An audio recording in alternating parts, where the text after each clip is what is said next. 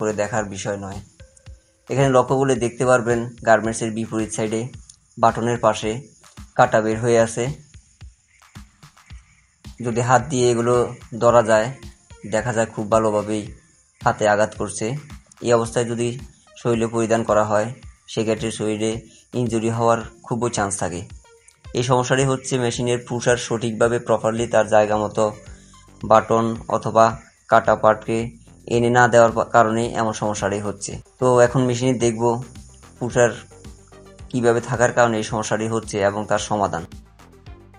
Viewers, এই হচ্ছে lawyer mould, যার মধ্যে রিং কাটা অংশ বসে, এবং এটি হচ্ছে লয়ার পুশার, যে পুশারটি কাটাকে ভিতর থেকে ড্রেনের মুখ থেকে এনে মোল্ডের উপর বসায় এবং অ্যাটাচ হওয়ার জন্য অপেক্ষা করে।